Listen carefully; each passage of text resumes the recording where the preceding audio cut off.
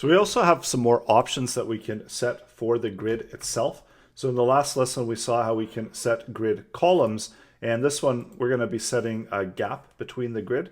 So make sure that we're going to stay with the same template. And if we want to add in additional or want to remove one of the columns, we can do that as well. So that resizes it and resets the columns. And because we want to be fully responsive, let's set it to just grid instead of inline grid. And that's going to make it and handle the content in a responsive format. So when we're resizing, we're always getting that 2-column structure from the grid template. So we also wanted to add in some spacing between the grid. So that's also an option where we can specify a grid gap, and there can be a row gap or a column gap. So depending on what you want to use, if you want to use a row gap, you set the value within pix, and let's refresh. So that's presenting the gap between the rows. There's also a column gap, and then there's also a gap for both rows and columns. So grid column gap, and in case you want to have them separate, you can add them as separate properties. I'm going to update the background color of our parent element to be red, and then the background color of the child elements to be white, so that we can easily distinguish where it ends and where it starts from the background. So you can also use the shorthand method for this.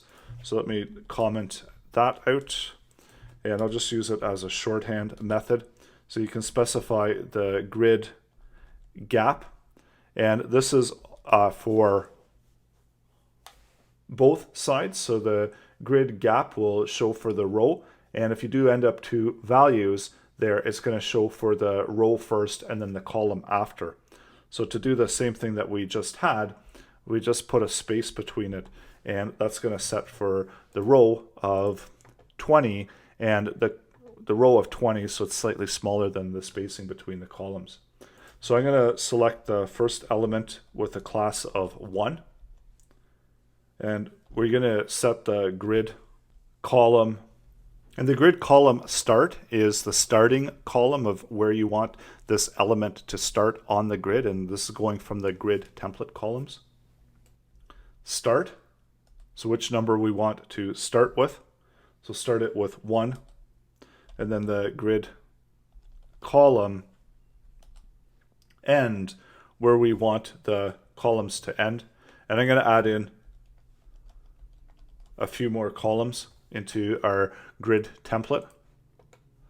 So that allows us to start item number 1 at column 1, 2, and then it ends at number 3.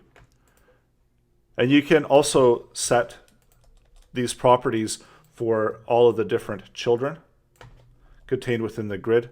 Column to 3 and the grid column end to 5, and see what that looks like. And this is all dependent on the grid template columns, how many columns you have. It depends on where you can set the starting and ending columns. So it's starting on 3 and ending on 5. And let's add in one more column. So starting on 3, ending on 5, and then we get the next item is being displayed. Make sure that you do add enough columns in the grid template columns for your grid start and end positions. You can also specify for the row start and end. So setting the row start to start on the first row, and grid row end to end on the last row, or on the row number 3.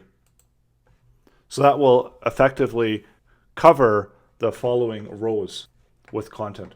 So coming up next, we're going to take a closer look at what we can do with the grid template. And then of course, if you adjust this, this is also going to affect how the content is output.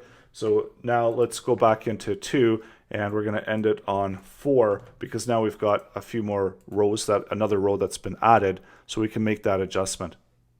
So try it out and update the grid items that are contained within the grid container, and you can be ready to move on to the next lesson. We're going to take a closer look at the columns and adjusting the various widths of those columns.